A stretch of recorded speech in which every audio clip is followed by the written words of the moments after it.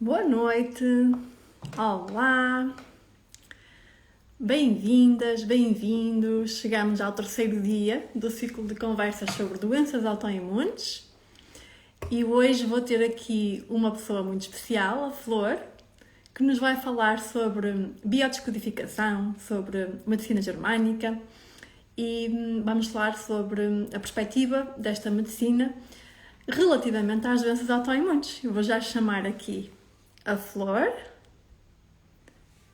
para se juntar.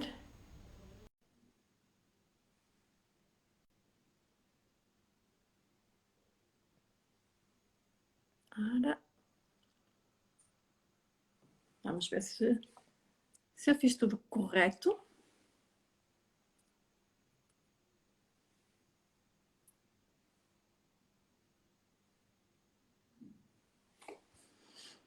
Parece que estamos aqui com problemas técnicos. Aló, aló, consegui. Estava demorando. Oi, Tudo bem? tudo bem?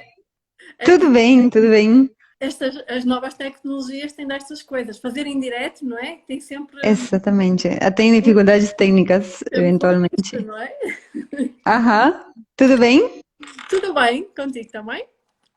Tudo bem, obrigada pelo convite. Obrigada por fazer parte desse ciclo tão legal que você armou, né? Em relação a uma problemática que é realmente um dilema muito importante, eu acredito, para as pessoas que estão padecendo com isso, né? E obrigada por teres aceito o convite, não é? E, Imagina, um prazer. tu sabes que eu admiro muito o teu trabalho e Obrigada. acho que é tão importante trazer esta perspectiva aqui, a tua perspectiva, não é? A perspectiva da biodescodificação, da medicina germânica, sobre as doenças autoimunes, porque não é algo que fala-se muito pouco, não é? Acho que pouca gente conhece esta abordagem e Uhum. eu admiro imenso o teu trabalho, acho que é incrível e eu acho que as pessoas vão adorar esta live, tenho certeza que vão adorar. Então, Espero. para começarmos, deixa-me te apresentar, não é? Ainda nem te apresentei, portanto, tu és psicoterapeuta. Por favor. Não é? Nós já estávamos tão habituadas de conversar nas nossas sessões que começámos logo, entramos com tudo. Esquecendo que a gente não se conhece. Aham. Portanto, tu és psicoterapeuta, especialista em biodescodificação, então eu creio que é a mesma coisa que medicina germânica, certo? Sim, a biodescodificação na verdade, é a disciplina que aplica a obra e noções, né, da medicina germânica, mas que a medicina germânica do Dr. Hammer em si depois foi evoluindo em técnicas e aplicações de outras disciplinas, como, por exemplo, psicologia e neurociências, Exato. e que foram sendo desenvolvidas por outras escolas, né, a escola espanhola e a escola francesa, que são as mais fortes. Sim, Mas é a mesma coisa, sim. exatamente, porque quando eu conheci a biodescodificação, nem sequer associei à medicina germânica. E eu ouvi um francês a falar sobre isto, não me lembro agora do nome dele. Salomon Selam, Claude Saban. Não, não é. E Eu não tem me lembro muitos, do nome. muitos franceses. Pois, percebi que parece que existem várias abordagens, não é? E que utilizam, se calhar, não sei, se utilizam a medicina germânica também como base. Sim. Uhum. Sim, tem vários profissionais. É uma disciplina que está em constante evolução, pois o que vamos fazendo é registrar, ou seja, um dos princípios da medicina germânica, né, desenvolvida pelo Dr. Hammer, entende que tudo que acontece no nosso corpo está condicionado à nossa forma de perceber a realidade. Então, inevitavelmente, cada pessoa tem sua forma específica de perceber a realidade. Então, embora temos, por exemplo, aquele libraco de experiência clínica de mais de 40.000 casos documentados que ligam um conflito emocional específico a um órgão, né? E que deixam um impacto em um lugar específico do cérebro.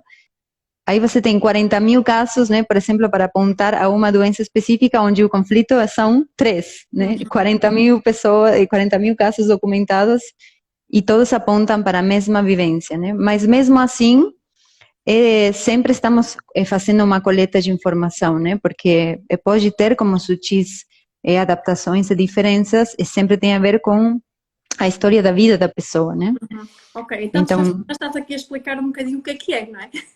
O que ok, é a medicina germânica. Podes começar por aí, sim. sim, eu vou fazer uma coisa que eu amo, que é contar quem era o Dr. Hammer. E a história, e rapidamente a história dele, porque é muito complexa e estendida, mas o Dr. Hammer era um gênio, né? Inquestionavelmente um gênio. Ele era médico, ele era chefe de medicina interna da Clínica de Oncologia da Universidade de Munique. Ele começou sua investigação com medicina germânica no ano 78, ele faleceu agora no ano 2017. Mas segundo as fontes que vocês procurem, esse gênio, por que falo que inquestionavelmente era um gênio? Porque o homem era médico, ele era chefe de medicina interna de oncologia, ele já trabalhava com pacientes de câncer em toda a sua carreira, mas além disso, ele era pediatra, radiologista, psiquiatra, e além de tudo isso, ele era formado em física e teologia, ou seja, e além de tudo isso, além de todo esse trabalho com medicina germânica, ele foi um inventor, tem muitos inventos patentados dele, o mais famoso é aquele bisturi elétrico que carrega o nome dele, que corta 20 vezes mais fino do que um bisturi normal, com o objetivo de quê? De fazer a doença uma intervenção o menos traumática possível, né? Fazer um corte o mais fino possível. Então, como começa a história da medicina germânica? Não começa com ele, começa com o filho dele, né? Com o jovem Dirk Hammer, que quando ele tinha 19 anos, ele estava de férias na ilha de Córcega, no seu barquinho, dando uma bela soneca de madrugada, deitado no barco, e perto do barco dele tinha um iate, onde estava acontecendo uma festa da aristocracia italiana, e no meio da madrugada, um príncipe italiano puxa um revólver e começa a dar uns tiros ao ar, e um desses tiros atinge a perna do filho do Dr. Hammer. Então ele é trasladado imediatamente para Munique, tal, ele fica internado, ele, infelizmente, a perna dele precisa ser amputada por causa do tiro, e ele não consegue sobreviver, ele passa 4 meses internado, não sobrevive, e ele falece, né? O que acontece? A esposa do Dr. Hammer também era médica. O que acontece? 4 meses depois do falecimento do filho, o Dr. Hammer e a esposa dele, simultaneamente, são diagnosticados de um câncer. Ele nos testículos e ela na mama. Então, ele que já vinha trabalhando com pacientes de câncer, que por sinal ele se curou sem receber tratamento, mas acontecem muitas coisas, né? Bom, ele passou por 4 meses de uma dor pungente muito intensa. Imaginem, né, a perda de um filho, mas agravado com a tonalidade de injustiça, porque não conseguiu ser feita essa justiça, porque o processo judicial foi travado, né, misteriosamente, porque estávamos falando de um príncipe e tal. Então, tonalidades de raiva muito intensa, né, de injustiça. Então, quando os dois são diagnosticados com câncer, para o Dr. Hammer acontecem 2 certezas internas. A primeira: é impossível que a dor que nós sofremos conjuntamente, que fala da mesma dor, esteja separada da resposta biológica do nosso corpo, ou seja, o câncer, né? É impossível. Então, certeza número 1, não existe separação entre psique, cérebro e órgão. Não existe. E a segunda certeza que ele começa a desenvolver, pela qual começa a desenvolver sua investigação, é isto está apresentando um sentido, né? Imaginem aquele médico, né, com todo esse conhecimento, né, com toda essa genialidade, e ele começa ele sente essa certeza. Então ele fala, tá, essa certeza, eu vou desenvolver essa certeza, vou conferir essa certeza, né, um científico, um cara que era um científico. Então ele começa a estudar com seus pacientes, né, e abre uma investigação. Então, cada paciente que ele recebia de câncer, ele entrevistava, o que te aconteceu? Que foi? Você sofreu algum impacto? O que aconteceu na sua vida? E ele começa a perceber que todas as pessoas que iam com câncer, eles tinham sofrido um biochoque, que ele chamou depois, um choque biológico de alto impacto, com uma série de conotações específicas, que são: é um choque muito doloroso, agudo, dramático, que te pega de surpresa, que você não consegue resolver e que você não consegue assimilar, processar, digerir, e você vivencia em solidão, né? você vivencia para dentro, você afoga tudo isso para baixo, né? Por um tempo prolongado. Então ele começa a documentar e a trabalhar com imagens do cérebro. Ele era radiologista também e faz uma descoberta. Naquela época as tomografias computarizadas eram uma descoberta científica recente, então ninguém tinha domínio sobre isso, e ele sim. E de repente descobre uma coisa que ele chamou de focos de Hammer, que é uma marca visível em numa tomografia computarizada, num scanner do cérebro, que é uma marca em uma área específica do cérebro. E ele começa a perceber que cada impacto emocional que a pessoa sofre deixa uma marca de fato visível num scanner. E para quem não sabe, cada área do cérebro comanda uma série de órgãos e tecidos do organismo. Então ele começa a documentar, né, e a desenvolver toda a sua tese. Ele termina sua tese não após de 5, 10 ou 100 pessoas entrevistadas, senão 10.000 pessoas entrevistadas, né? Então, a conclusão da medicina germânica, para resumir, ele desenvolve 5 leis biológicas de um conteúdo muito complexo, porque é um âmbito médico, né? A lei Ferra do câncer, onde ele comprova cientificamente toda a sua teoria, vai ser sustentada por 2 ciências, a epigenética e a embriologia evolutiva. Tudo o que ele demonstra é evidência científica, né? Imagens, experiência clínica documentada, que também é inegável, a experiência clínica, né? Inquestionável. E a lei principal da medicina germânica, que é a lei da quinta essência, que fala: não existe coisa como doença igual a disfunção, e sim tal coisa como doença, ele não chamava de doença, chamava de resposta biológica, igual a mecanismo de adaptação ou solução transitória. Então, por exemplo, no caso dele, né, ele desenvolve um câncer de testículo após perder o filho. Para ele, uma das certezas que ele sentiu e que depois foi desenvolver com fatos, minha biologia está tentando de me poupar da dor, né?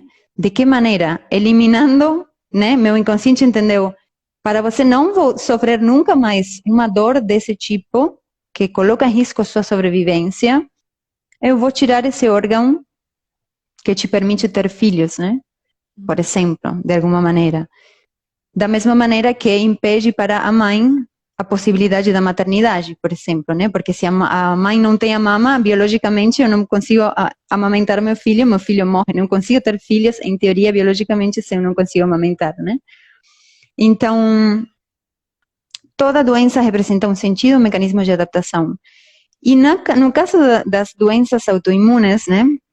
Que é o que nos faz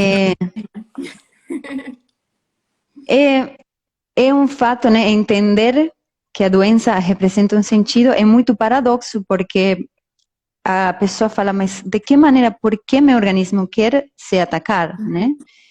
Mas, bom, vou explicar brevemente essas duas ciências que sustentam tudo isto, porque é muito significativo.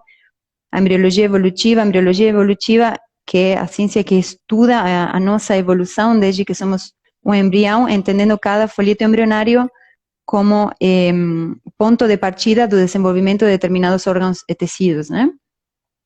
Então, evolutivamente, nós possuímos 4 camadas de folhetos embrionários, dos quais saem determinados órgãos, né? Então, o primeiro folheto embrionário, né, do qual saem os primeiros órgãos, que são os primeiros que a gente precisa para sobreviver, né?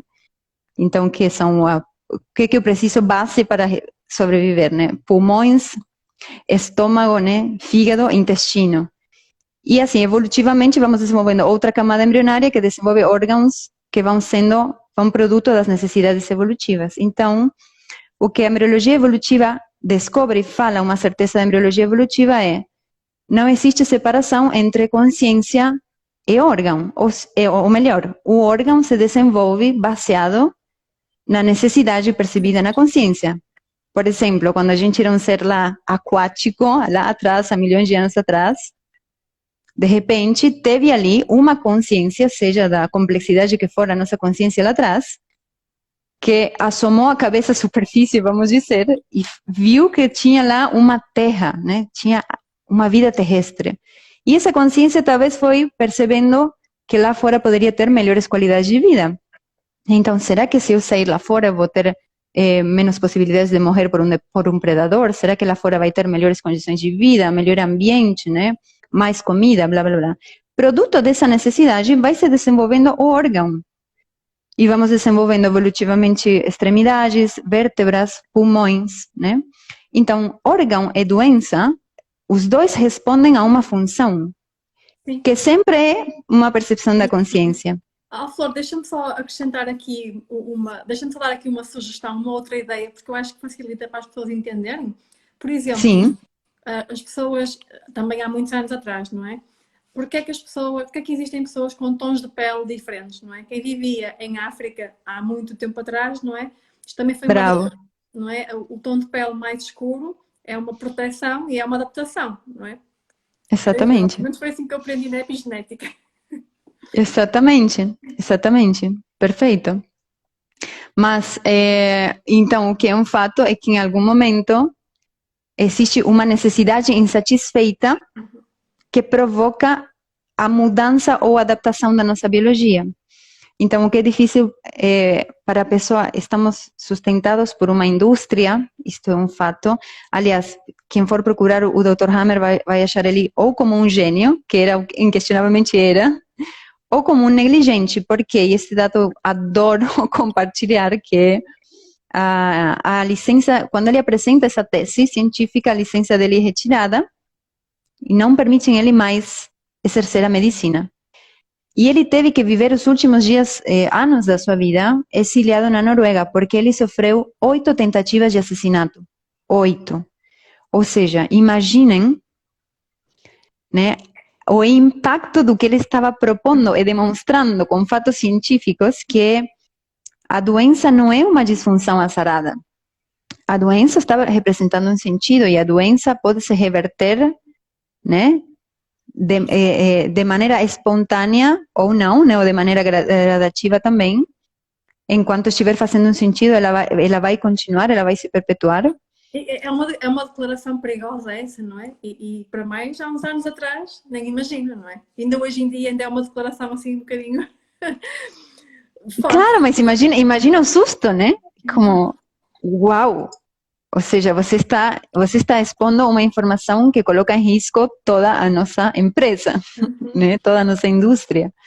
Não vamos permitir vocês por isso. E tem muita difamação falsa, né? Todos os artigos, a maioria dos artigos falam que ele era negligente porque ele convidava as pessoas a não tomarem o tratamento médico. Isso é falso totalmente. Todos os profissionais que somos formados em medicina germânica jamais temos o lugar ou o poder de mandar na pessoa a tomar ou não um tratamento médico. Aliás, muito pelo contrário, sempre convidamos a tentar tudo, Claro. né? Especialmente quando é uma doença terminal, por exemplo, uma doença grave.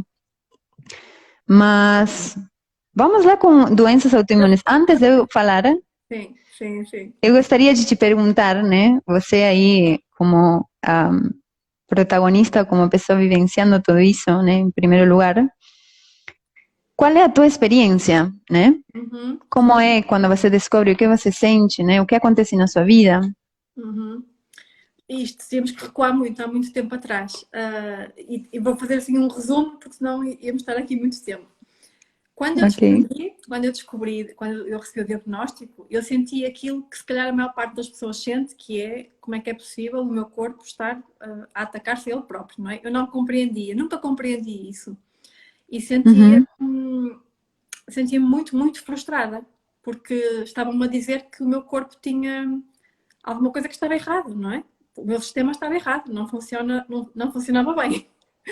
E aquilo fez-me muita confusão, não é? Porque é que eu até aos 20 e poucos anos fui uma pessoa saudável e depois de repente deixei de ser, não é? De repente o meu sistema imunitário começa a atacar o meu corpo. E pronto, inicialmente foi lidar com essa frustração e acho que nunca aceitei esse conceito de que o corpo se ataca a ele próprio sem motivo nenhum. E andei anos e anos e anos a trabalhar nisto, não é? E eu acho que só comecei a aceitar a doença verdadeiramente quando eu consegui mudar a percepção. Quando eu comecei a perceber que, não, espera aí, não é bem assim, há aqui mais qualquer coisa que no fundo dá um sentido à doença, ao sintoma, ao que for. E depois, ao longo dos anos, e isto assim mais recentemente, quando eu comecei a dedicar-me ao trabalho mais ao desenvolvimento pessoal, ao autoconhecimento, eu comecei a perceber. Pronto, claro que eu não percebi logo tudo, não é? Fui conhecendo, fui percebendo. Eu sabia que a doença estava relacionada com um gatilho emocional. Pronto, isso eu sabia desde sempre, porque realmente os primeiros sintomas que eu tive foi em outubro de 2006, creio eu, e eu tinha passado por um evento emocional em setembro, que foi um choque, foi mesmo um choque emocional, e portanto eu relacionava isso. Eu sabia que, ok, a doença tinha surgido após aquele choque emocional, mas não sabia porquê, não fazia a mínima ideia porquê. Com este trabalho todo de autoconhecimento, eu comecei a perceber que, e aqui tem muito a ver com a minha história de infância, pronto, quando eu comecei a ir lá para trás, não é? A ir à minha infância e a perceber aquilo que, as limitações que eu ainda sentia hoje em dia, isto não, eu até acho que não foi só por eu trabalhar a doença em si, não é? Foi por eu estar a trabalhar o meu desenvolvimento pessoal num todo. Como eu também estava a trabalhar áreas, como por exemplo a área profissional, e eu comecei a ver que a limitação certas limitações que eu ainda tinha estavam relacionadas com a minha infância, e depois eu percebi que também estava relacionado com a doença. Nomeadamente, aquilo que eu consigo identificar hoje em dia é: eu tenho uma enorme vontade, um desejo de ser livre, e em outubro de 2006 eu consegui essa liberdade, eu senti essa liberdade, e então o meu corpo disse assim: não, isto é errado, tu não mereces esta liberdade, tu não podes ser livre.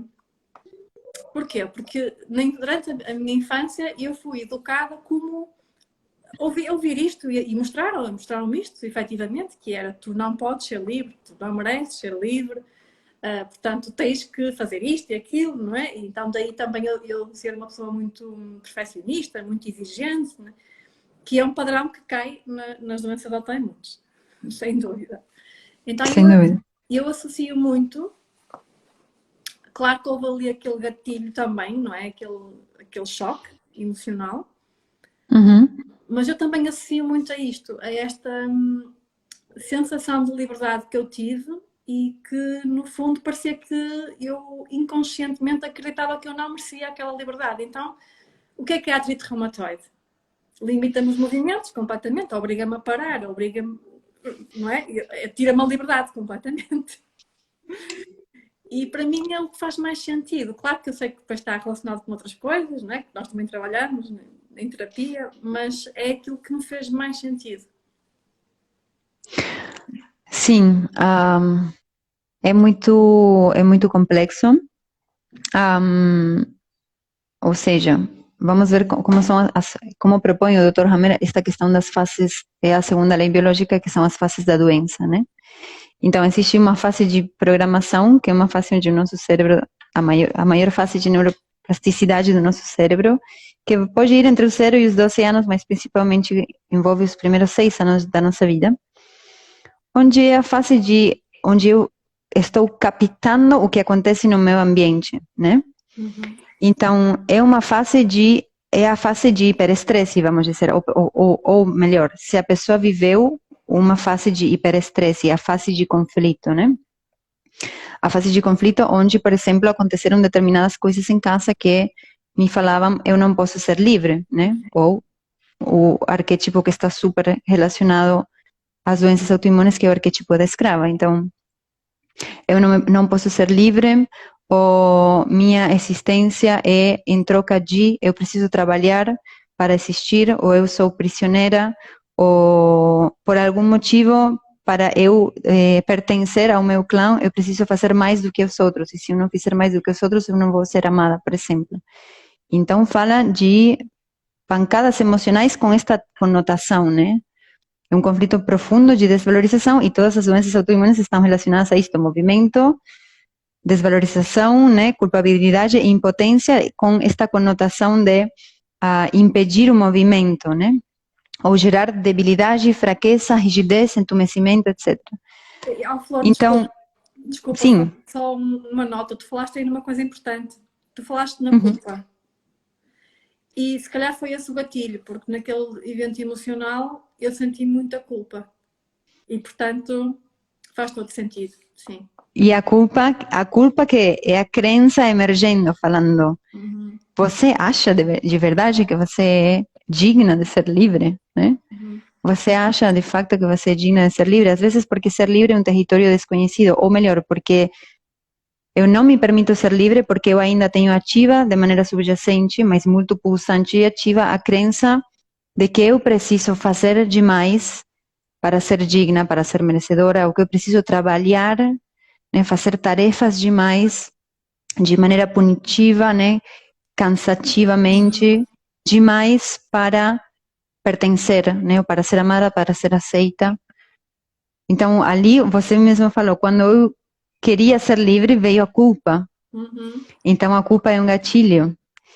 Mas só para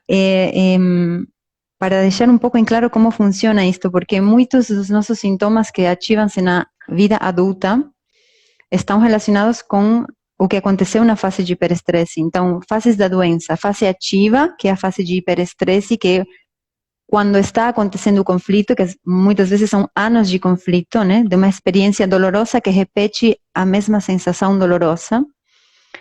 Durante essa fase de conflito, como é na infância, a psique daquele indivíduo não tem as ferramentas para lidar com essa imensa dor, nem para interpretar ou fazer um entendimento lógico que consiga amenizar a dor. Então, essa dor que para a mente consciente não a mente subconsciente consciente não quer lidar com dor, né? Não se permite. Né? Então, tudo vai ser estocado no HD externo, que é a mente subconsciente, mas isso de jeito nenhum se apaga, né? Então, quando eu estou em fase de hiperestresse, o meu organismo, por sinal, funciona perfeitamente. Ou seja, quando eu estou em estresse, eu estou pronta para a guerra. Eu não sinto fome, não sinto sono, né? Eu estou pronta para lidar com tudo isto porque eu estou em estado de alerta de alarme, né? Agora, quando eu relaxo, ou quando aquele conflito passa, eu entro, como falava o Dr. Hammer, em fase de vagotonia, que é na fase de reparação. Então, sempre dou o exemplo do treino, né? A gente vai treinar na academia e a gente voluntariamente se provoca estresse físico, né? A gente voluntariamente quebra as nossas fibras musculares, para quê? Para que durante a fase de reparação, que é a fase de dor, ou seja, é importante, quando o sintoma aparece, eu estou reparando, eu estou me reconstruindo, né? E é um mecanismo de adaptação específico para me reconstruir para o melhor, para sobreviver melhor. Então, doença fala baseado no que a mente subconsciente acha que você precisa. Eu vou te dar uma solução transitória para você viver melhor. Então, por exemplo, em relação ao arquétipo de escrava, né, a pessoa que se atacou a si mesma, se posicionando naquele arquétipo, né, naquela função de escravidão, né, que é sempre baseado na percepção da consciência da pessoa, não foi ninguém que falou, você é uma escrava, foi uma percepção própria. Mas o corpo entende que você está virando sua própria inimiga, que você é sua própria inimiga. O inconsciente entende isso, você é seu próprio inimigo, eu vou te atacar para te fazer parar com isso. Então, um mecanismo de adaptação, um sentido biológico para te fazer parar com isso, para te fazer parar de ser uma escrava, é te impedir de te movimentar, por exemplo, né? Mas fase de reparação, né? A fase dolorosa é a fase onde eu me sinto mal, né? Onde eu tenho apatia, fadiga, cansaço, dor. Mas é a fase onde o corpo está se adaptando e reconstruindo. Essa é outra questão que é paradoxa em relação a entender a doença como um mecanismo de cura.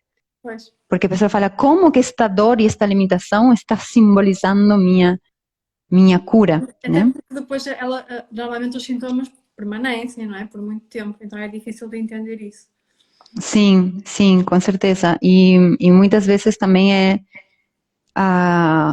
às vezes a pessoa toma uma rápida consciência do porquê e o sintoma prevalece por X tempo, né? Sim. Então isso fala de que ainda tem questões que estão ali ativas, né, ou subjacentes que estão precisando a sair à superfície, ou às vezes a pessoa precisa fazer esse processo de entendimento de que ela pode viver com o sintoma, mas de uma maneira muito mais leve do que simplesmente com o diagnóstico de você tem uma doença crônica que não tem solução, né? Então, o diagnóstico médico é uma doença terminal, né? Falar para uma pessoa, isto não tem solução, né? Olha, foi o Mas, exemplo, o que tu estavas a falar, esse exemplo não foi exemplo, mas o que tu estavas a falar sobre a medicina germânica e a fase da cura, não é? É giro porque na última conversa que eu tive aqui foi com a Mariana, que também é psicóloga e é formadora de Theta Healing. E ela própria teve uma experiência com doença de Crohn. Só que no caso dela, ela conseguiu fazer isso muito bem, que foi, ela começou a ter os sintomas e ela rapidamente conseguiu perceber qual é que era o propósito, não é? Então, de um momento para o outro, os sintomas desapareceram. Porque ela conseguiu chegar a essa conclusão muito rapidamente. E claro que era incrível se fosse assim com toda a gente, não é? sim. Sim, e muitas vezes a resistência física também fala de uma resistência mental, inevitavelmente, né? Ou a flexibilidade mental dá lugar a uma flexibilidade física, mas o que eu queria dizer? Desculpa, interrompi o teu raciocínio. Estavas a falar Não, da escravidão, não é? E da fase depois da cura. sim, então a doença autoimune, isto é, essa mensagem, como o inconsciente percebeu ao longo de anos, eu sou o meu próprio inimigo, né? E outra característica da doença autoimune é que sempre envolve um conflito de desvalorização em relação ao ambiente familiar, né? Então fala, por exemplo, desse conflito de desvalorização em relação ao meu fazer, né? Ao movimento, ao trabalho, fala do trabalho, sempre fala de um conflito lá atrás, né? Infância, bem lá atrás, onde envolve uma desvalorização em relação à família. Então, eu me coloquei em um lugar, de desvalorização em relação à família. Por exemplo, alguma pessoa, situação, evento me fez acreditar que eu precisava fazer demais, né? Então, por exemplo, eu via minha mãe frágil, né? Ou sobrecarregada de tarefas, né? Ou eu via que minha mãe era espancada pelo meu pai. Então, eu me coloquei na posição de dona de casa e eu, com 5 anos, faxinava a casa toda, né? E fazia todas as tarefas de casa e cuidava do meu irmão pequeno, né? E não saía para brincar com outras crianças porque eu achava que para a sobrevivência da minha mãe eu tinha que ser a escrava. E como consequência disso, de eu me colocar nesse lugar, todo mundo entendeu que esse era meu arquétipo e todo mundo começou a me tratar como escrava. Então eu comecei a perpetuar isto, né? E a palavra liberdade tem tudo a ver. Outra questão importante, né? A epigenética, que é a ciência que também sustenta a medicina germânica, fala outro fato muito importante que estudamos também, que é a epigenética é a ciência que estuda as mudanças transmissíveis do DNA, né?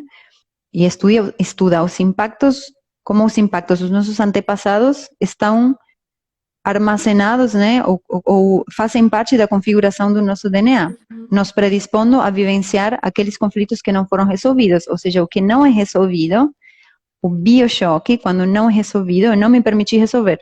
Eu não fiz terapia, eu acreditei que eu era vítima de uma doença sarada, e eu vivi com esse vitimismo a minha vida toda, morri com ele.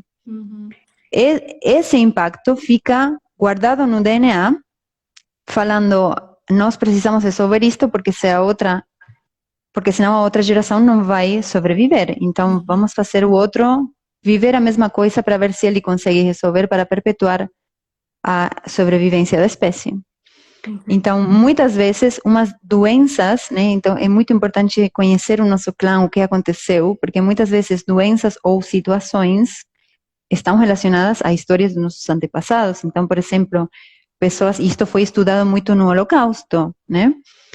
Pessoas que, síndrome de aniversário, né? Pessoas que na mesma idade, antepassado, prisioneiro do Holocausto, né, que sofreu isto, tudo que aquelas pessoas sofreram, a pessoa na mesma idade morre repentinamente de uma doença que está relacionada à mesma doença que contraiu, né, uma peste, por exemplo, estranha que contraiu meu antepassado dentro do campo de concentração.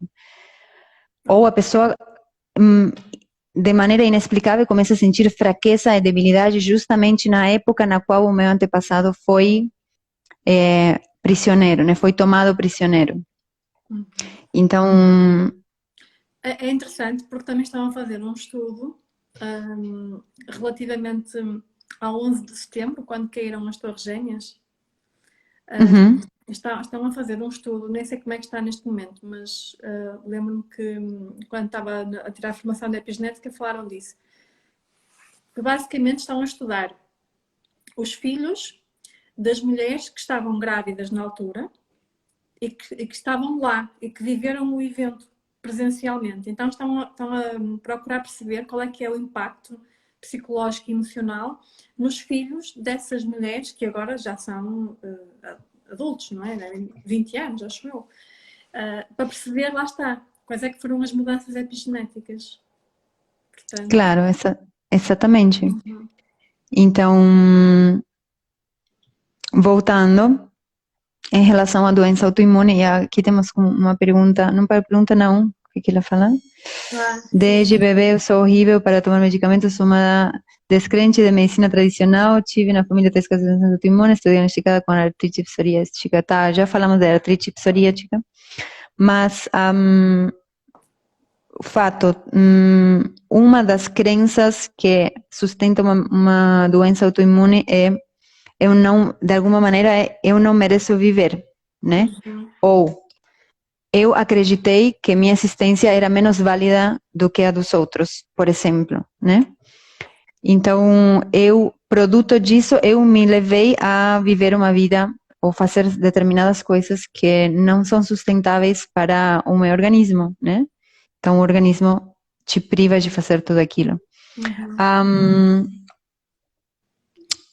Me conta uma pergunta muito importante para fazer para qualquer sintoma, que é o que te convida a fazer ou o que te impede de fazer. O que te impediu de fazer, né? O que te convidou a fazer no seu caso? A mim convidou-me a parar completamente. Na altura, a artrite reumatoide foi um convite a parar. Bravo. E sim, eu tinha muita dificuldade, aliás, eu acho que ainda tenho muita dificuldade em parar. O meu marido diz-me isso, não é? Meu marido diz que o meu filho mais velho que sai à mãe, que não para quieto um minuto. Portanto, eu ainda devo ser assim, devo dizer isso. Eu tenho mesmo muita dificuldade em estar sem fazer nada, digamos assim, pronto, em estar parada sem fazer nada. E na altura a doença foi mesmo esse convite, não é? Foi o convite para, e se calhar também para estar em casa, não é? Porque como estava limitada fisicamente, depois também não apetecia estar com outras pessoas, porque depois as outras pessoas começam a reparar nas limitações que nós temos, não é? E começam a fazer comentários sobre isso.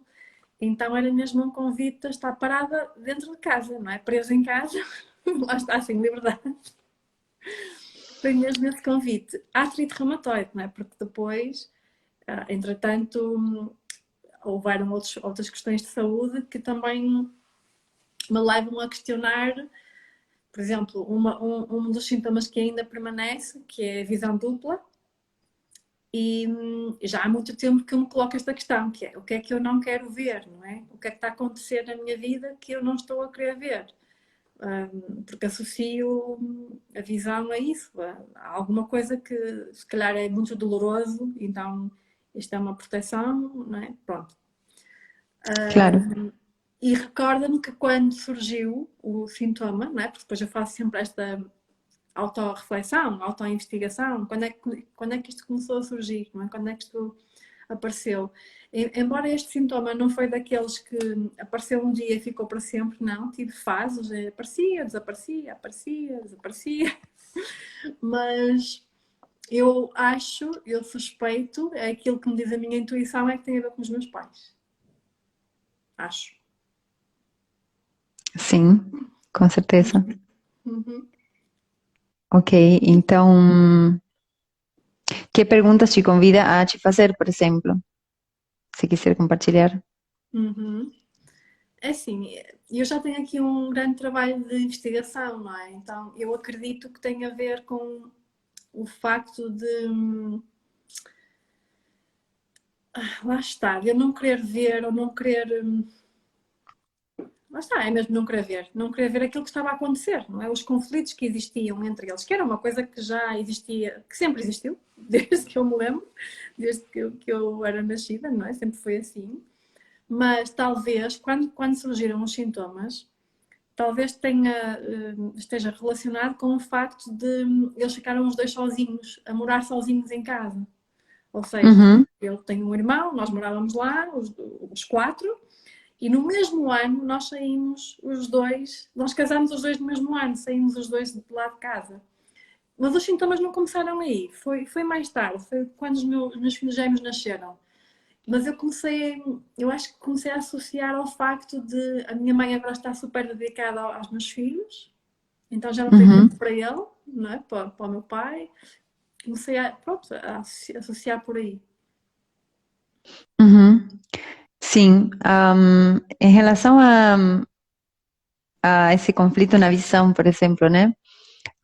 Claro que sempre precisamos fazer um estudo exaustivo do que está acontecendo, com muitos detalhes, mas, por exemplo, te ouvindo, para mim faz muito sentido isto de, ok, vem uma doença que me convida a fazer determinadas investigações internas em relação ao que causa isto, vêm palavras à tona, como, por exemplo, ser livre, não me permitir ser livre, ou sentir culpa por ser livre. Uhum. Então, de repente, eu me disponho a querer ver, né? Então, vem o impulso de, ok, vou me predispor a conectar com essa informação dolorosa. Mas, de alguma maneira, o inconsciente pode estar falando, tá, mas o que você vai ver é muito doloroso, né? Foi. Por exemplo, né? Vamos jogar um exemplo ao ar. O que você vai ver é muito doloroso. Então, ok, eu vou te permitir ver, mas eu vou te dar uma solução transitória que seja, vou ver, mas eu vou ver meio duplo, meio difuso, por exemplo, Sem né? clareza, não é? Sem clareza. Claro, veja, começa de leve, né? Pega, pega de leve e começa a ver com leveza, porque o fato é que para ir na questão por trás da questão requer para muitas pessoas um tempo, né? Uhum. Então, muitas vezes envolve compreender, né? E eu vivencio isso diariamente, né? Começamos a estudar a vida da pessoa e eu, tá, ok, me fala da sua mãe. Ah, não, minha mãe era uma pessoa ótima, perfeita, né? Meu pai também, não, tudo bem. Eu não tenho nada a reclamar, né? Eu só uso isso todos os dias. Eu não tenho nada a reclamar. Então, a pessoa não se permite pensar, primeiro que aqui não se trata de colocar ninguém como vilão, né? Ou gerar um ressentimento, né? Cada um sempre faz o melhor que pode, mas existe um ressentir, como se fala em medicina germânica, que está ali ativo e que está te convidando, o sintoma está te convidando a ressentir uma informação do passado que não foi resolvida porque sua mente não tinha as ferramentas para resolver. Então, agora que você é adulta, o que acontece é que desencadeia o sintoma. Temos o conflito programador, que é o que acontece lá atrás, o original, e depois temos o conflito desencadeador, que é uma experiência que me lembra daquilo que aconteceu. Então, por exemplo, vamos com seu caso, você fala, quando eu quis ser livre, por exemplo, ou eu achava que era meu momento de ser livre, veio a culpa à tona, né? Subjacente veio, mas será que você precisa mesmo? E vem um sintoma. Uhum. Então vem, eu quero ser livre. Tá, aí vem a culpa. Não sei se você merece mesmo ser livre. E aí vem o sintoma, que fala, não, você não vai ser livre, você precisa conectar com toda esta informação primeiro, porque isso está aqui. E precisa ser ressentido, sentido novamente, para quê? Para ser ressignificado. Sim. Ou seja, agora você tem as ferramentas para voltar lá atrás, conectar com essa criança, ouvir o que é que ela precisou. Teve muita informação que não foi falada, que não foi gritada, que não foi entendida, que foi engolida e que está precisando ser ressentida para ser ressignificada, né? Uhum. Então, Sim. Sim, É maravilhoso. e sabes, eu recordo-me que essa questão da culpa foi uma coisa mesmo que me marcou muito, porque estão aqui a celebrar alguma coisa, está aqui a muito barulho, portanto não estranhos. Estão aqui a deitar foguetes. Foi uma Uhum. coisa muito forte, porque eu lembro-me que eu tomei uma decisão que me dava a liberdade, que foi a decisão mais difícil que eu já tive que tomar, foi mesmo, custou-me horrores. E eu lembro-me que eu não tive capacidade de lidar com o que estava a sentir. Eu só queria fugir daquele sentimento, daquela sensação, não é? Eu queria, Que então, era? era a Dá culpa, para compartilhar? A culpa. Uhum. era a culpa, sim. Então eu só queria mudar o meu foco. Não é? Porquê? Porque eu inconscientemente, certamente, não merecia, que achava que não merecia ser livre, não é? E aquela decisão estava-me a dar a liberdade. Então foi um conflito interno tão forte. E eu lembro que eu varri a culpa para debaixo do tapete. Foi tipo, eu não quero lidar com isto, isto é demasiado, não é? É demasiado forte. E essa culpa ficou reprimida durante muitos anos. Só em 2020 é que eu tive essa consciência, não é? Porque depois os anos passaram e eu nunca mais lembrei-me daquilo. Mas em 2020 ela veio à superfície. Eu percebi-me que ela não estava cá dentro. E estava a provocar outro sintoma, curiosamente. Sim. Ahm, eu acredito que se a gente pudesse receber uma aula de como funciona a nossa mente subconsciente, que é um desconhecimento total de o que causa tudo que acontece na nossa vida, porque as decisões que nós tomamos na nossa vida, as circunstâncias que estão projetadas no nosso dia a dia, né, as nossas escolhas, estão condicionadas por tudo isso, né? Sim. E é super importante compreender essas leis, né? Então, leis, o inconsciente capta tudo o que aconteceu, o que acontece, cheiro, barulho na sua vida. Segunda lei, ele é atemporal, ou seja, tudo que está ali não aconteceu no passado, nem no futuro. Você desde aqui fala, isso aconteceu lá atrás, né? Já era, né? Nem penso nisso. Mas para o inconsciente, não. Para o inconsciente, você não resolveu. Isso está ali, vivo, ativo, como se estivesse acontecendo agora. Então, estamos treinados para puxar e afogar, né? Tudo o que nos acontece, engolir, achando que se a gente não lembra, né? Que por sinal, as nossas memórias ficam facilmente bloqueadas, né? Eu trabalho com isso todo dia, tá? Me conta como foram. Eu até meus 10 anos não lembro de nada. Eu uso isso todos os dias, né? Sim. Né? Mas é todos os dias. Não, eu não lembro nada. Como você não lembra nada dos 10 anos? Difícil. Ou seja, a mente consciente não quer dor, mas a mente subconsciente também não quer, né? Ela estoca, mas quando ela está toda gorda de coisas para resolver, de dores, fala, tá, ok, o que eu vou projetar para tirar uma solução, né?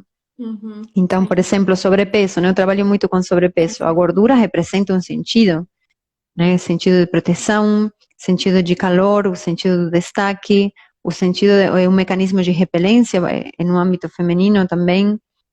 Dependendo do lugar onde esteja localizada, representa um mecanismo de defesa, né? Uhum. Então, Flor, que legal seria se a gente recebesse essa aula, né, na escola, por exatamente, exemplo. exatamente. Eu acho que foi a Mariana que também disse isso na última conversa. Então, é assim, para quem quiser saber mais sobre o que é que isto trata na realidade, não é? Este tipo de terapia, este tipo de medicina, se tu pudesses descrever assim, fazer um resumo de, imagina, alguém te contacta para que quer resolver um sintoma, um problema, uma doença, o que é que tu vais trabalhar, como é que tu vais trabalhar com a pessoa? Ai, bom, eu peço para a pessoa um histórico de doenças, intolerâncias, alergias, também acidentes, lesões, para fazer um pouco um mapa. E eu já tenho, antes da sessão começar, eu já sei muitas coisas da pessoa. E eu gosto de fazer como uma leitura. Eu sempre falo para a pessoa, eu vou te dar uma leitura do que seu corpo me fala de você, e aí você me fala o que faz sentido, né? E eu ouço isso todos os dias. Parece que você me conhece, parece que você me conhece. Mas não é que eu sou um gênio, não. A gente tem acesso a essa experiência clínica, então eu sei que cada doença está relacionada com isto. Então eu vou investigar o que aconteceu lá atrás. Então fazemos sessões de acompanhamento onde vamos investigar a raiz e a gente vai executamos diversas técnicas, mas principalmente trabalhamos em encontrar a questão por trás da questão. Quanto mais atrás conseguimos ir, mais fácil conseguimos resolver. E quando a pessoa acha a questão por trás da questão, todos os outros conflitos que aparentemente na vida não estão ligados, como por exemplo sobrepeso, como por exemplo problemas com meu parceiro, problemas financeiros, blá blá blá. Que era isso que eu te ia dizer a seguir. Ah, vamos lá, quero ouvir. Mas eles se resolvem por si só, isso. É isso, porque aliás, eu acho que isso é logo a primeira consequência positiva, não é? Porque o sintoma, no meu caso, agora também só posso falar pela minha experiência, não é? No meu caso, Susana, eu vou deixar depois. Aliás, podem carregar no perfil da Flor, tem lá um contacto da Flor. Estão aqui a perguntar como é que pode ter o teu contacto. Ah, não estou lendo essas perguntas. Sim. Eu acho que a consequência positiva, a primeira que tu tens, não é? O primeiro benefício que tu tens deste tipo de terapia é que tu começas a ver benefícios em outras áreas da tua vida, não é? E repara, aqui estávamos a falar, por exemplo, no meu caso, e que eu acho que, como tu falaste, está presente em muitas doenças autoimunes, tem a ver com a desvalorização, não é?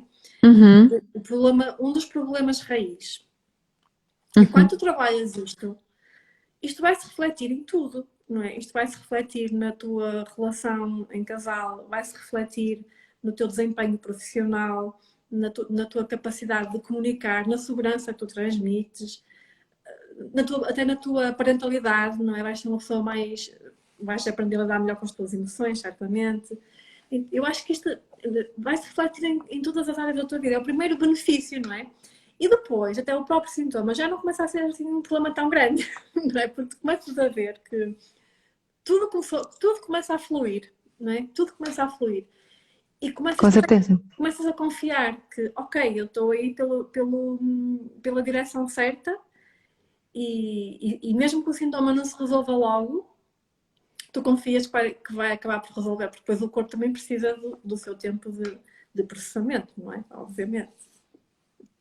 Sim, e esse ponto importante é que uma das questões que fica de maneira indireta alimentando o sintoma é o estresse subjacente de você se desvalorizar por estar doente, né? É como eu estou errada, Sim. né? Então você fica alimentando inconscientemente ou conscientemente essa mesma desvalorização que causa o sintoma.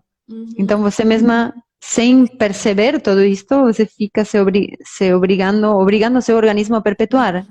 Que não, você não é um ser errado, você não veio com defeito para esse mundo. Eu estou querendo te falar de outra coisa, fala seu corpo. Me ouve, estou aqui, né? O que te estou te impedindo de fazer? O que te estou convidando a fazer, né? Sim, completamente. Então, só outro detalhe, o que fazemos a pessoa vem com um sintoma, muitas vezes com vários. Então, estudamos, por exemplo, o que está acontecendo hoje na vida da pessoa ou o que aconteceu os 2 anos anteriores ao sintoma para encontrar o conflito desencadeador, né? Sim. O desencadeador é o que acontece, que é um reflexo do programador. Então, vamos encontrar o desencadeador, qual é a sensação que causa o sintoma, que desencadeia, e vamos conectar com uma dor específica, um conflito, e depois vamos buscar qual é o conflito original, né? Que não tem a ver com essa pessoa, com esse namorado, com esse chefe, com esse trabalho, é sim com o que aconteceu lá atrás, que falava da mesma, Lá atrás que na infância. produzia a mesma ferida. Isto. Sim. Ok. Flor, estamos Ok. aqui para chegar aos 60 minutos e Sim. antes que o Instagram nos deite abaixo. Puf. Olha, Chega. a Ruth está a dizer que fez hoje a primeira sessão contigo e que está apreensiva e Ai, está confiante. não está me aparecendo aqui no meu. A ver. Ah, porque fui. Pronto. Sim. Linda, Olha, Ruth. Um beijo. eu quero te agradecer imenso aqui pelo teu contributo. Quero agradecer a toda a gente que nos esteve a ver. Quem quiser contactar a Flor, basta ir ao perfil dela. Eu partilhei também no meu feed, tem lá o último post, tem o perfil da Flor, portanto vocês depois lá conseguem entrar em contacto através do WhatsApp, não é? O link que tu tens lá vai para o teu WhatsApp, creio eu. Listo, correto. Pronto. E podem trabalhar com a Flor a partir do local onde vocês estiverem, porque a Flor dá consultas online. É assim que eu também tenho trabalhado com ela. E, portanto, muito obrigada. Eu espero que esta sessão tenha contribuído Ajudado, e contribuído. ajudado para vos ajudar a mudar um bocadinho a perspectiva, não é? Com a doença. Sim, passo número 1. Incrível, e é fundamental mesmo. E obrigada, Flor. Obrigada a todos que nos estiveram a ver. Amanhã temos nova conversa. Amanhã vou estar com a Sofia Ribeiro, que é psicóloga, e vai-nos falar também um bocadinho da abordagem da psicologia às doenças autoimunes. E, portanto, vemos amanhã às 21 novamente. Flor, um grande beijinho. Um prazer, um beijão para todas, abração, boas festas, muito amor para todo mundo. Um beijinho para todas. Um beijinho. Tchau, tchau. Tchau, tchau.